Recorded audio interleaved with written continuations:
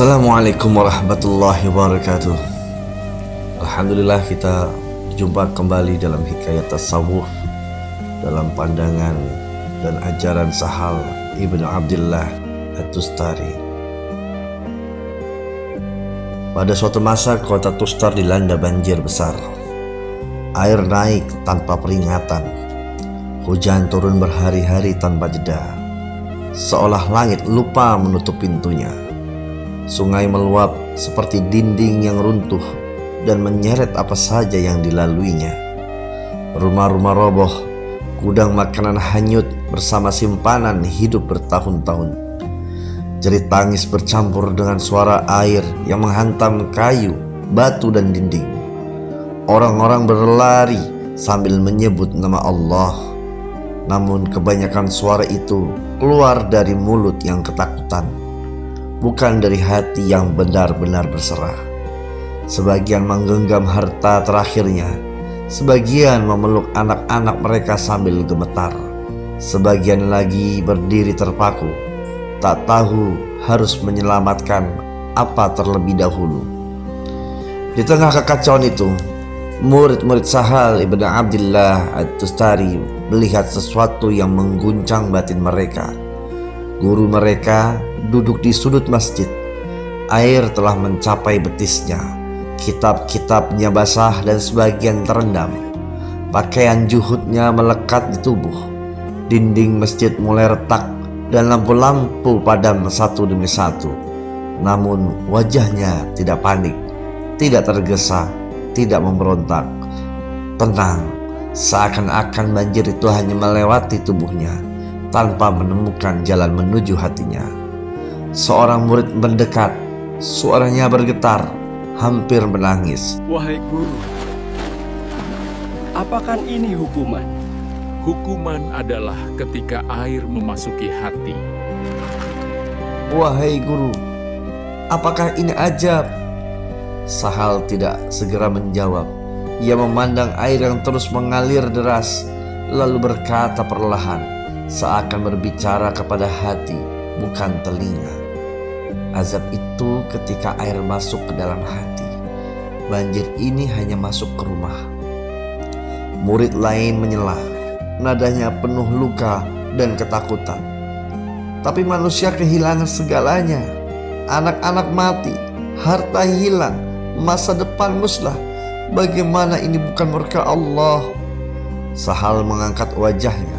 Matanya basah, bukan karena air, melainkan karena kasih dan belas terhadap manusia yang sedang diuji.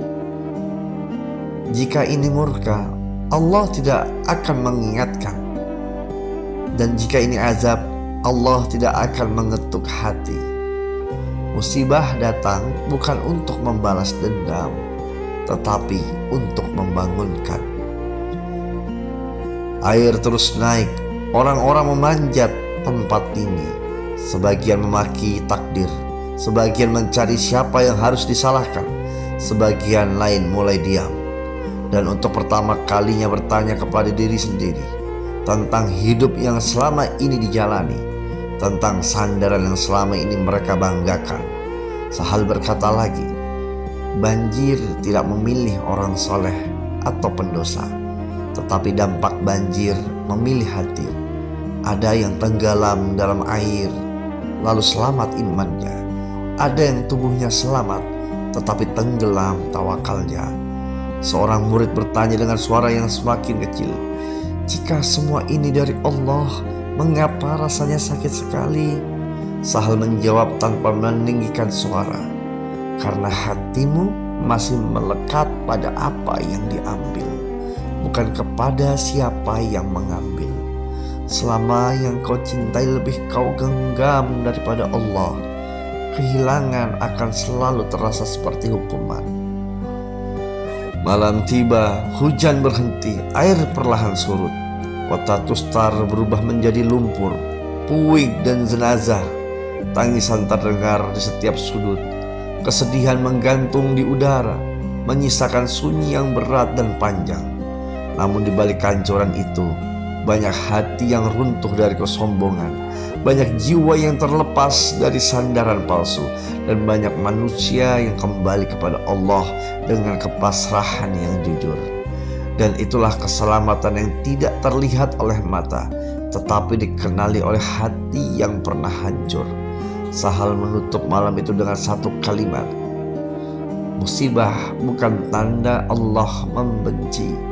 Musibah adalah cara Allah berkata, aku masih peduli kepadamu. Terima kasih, semoga menjadi ibrah bagi kita semua dan menjadi buah kesabaran bagi pada diri kita yang saat ini tertimpa musibah. Allahumma muwaffiq ila muthariq. Assalamualaikum warahmatullahi wabarakatuh.